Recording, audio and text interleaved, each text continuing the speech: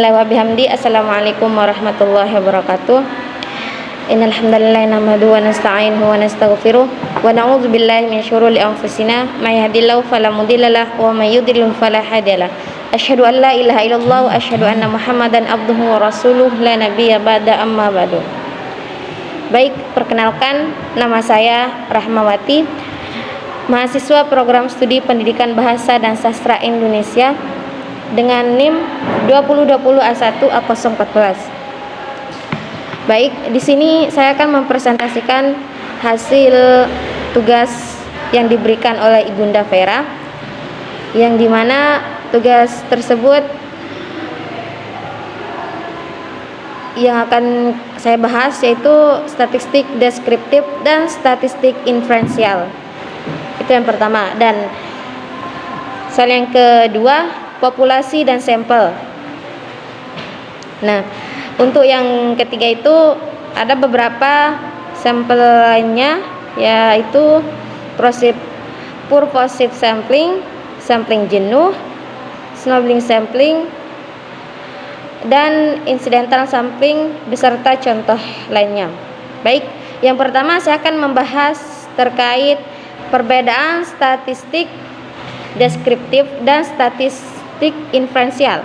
Nah, statistik deskriptif ini hanya terbatas pada menyajikan data berbentuk tabel, diagram, grafik, dan besaran lainnya.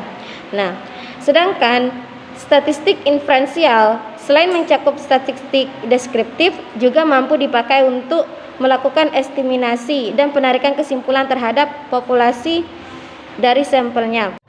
Untuk sampai penarikan kesimpulan statistik inferensial melalui tahap uji hipotesis dan uji statistik. Nah, berikut beberapa contoh dari kedua perbedaan tersebut. Nah, yang pertama itu contoh dari statistik deskriptif ialah pengumpulan data di dalam kita yang menggunakan internet atau memiliki ponsel. Misalkan, menurut BPS atau Badan Pusat Statistik, jumlah kendaraan mobil penumpang di Indonesia pada tahun 2018 mencapai 16,44 juta. Nah, jumlah kendaraan sepeda motor mencapai 120,10 juta. Data deskriptif ini bisa dibuat dalam bentuk tabel maupun grafik. Nah, contoh yang kedua dari statistik inferensial ialah catatan kelulusan selama 5 tahun terakhir pada sebuah universitas negeri di Sumatera Barat menunjukkan bahwa 72% di antara mahasiswa S1 lulusan dengan nilai yang memuaskan. Nilai numerik 72% merupakan bentuk suatu statistik deskriptif. Jika berdasarkan ini, kemudian seorang mahasiswa teknik industri menyimpulkan bahwa peluang dirinya akan lulus dengan nilai yang memuaskan adalah lebih dari 70%. Maka mahasiswa tersebut telah melakukan inferensial statistika yang tentu saja tidak sifat yang tidak pasti, tidak memiliki sifat yang tidak pasti. Nah, begitu. Baik, langsung ke pembahasan yang kedua yaitu populasi dan sampel beserta contohnya.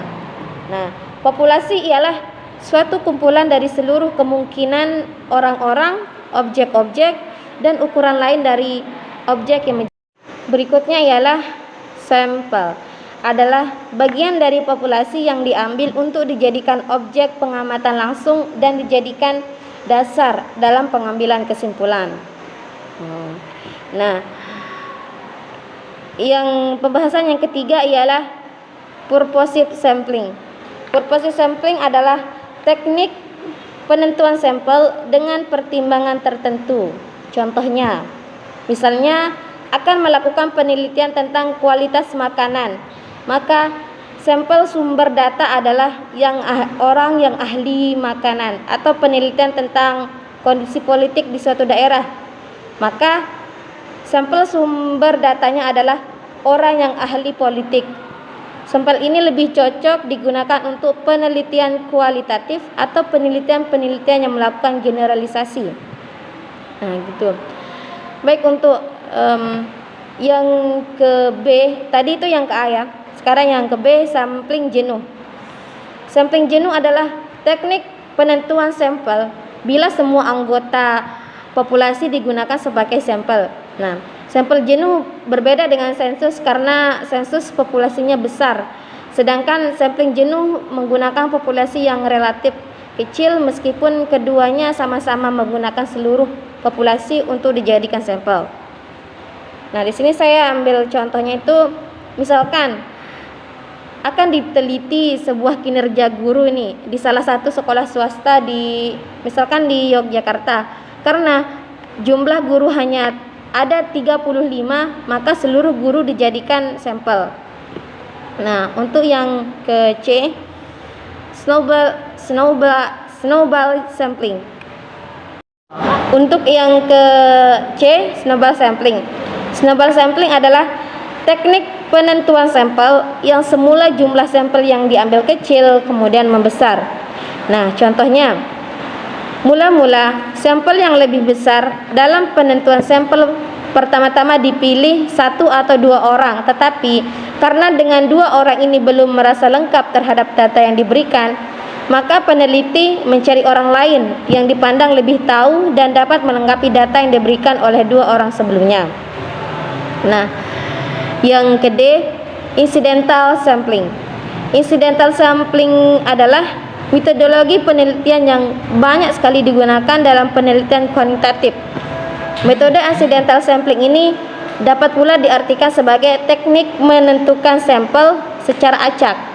Jadi, siapapun yang ditemui, sampel yang dipilih tanpa perencanaan sebelumnya inilah yang disebut sebagai sampel yang diambil berdasarkan kebutuhan.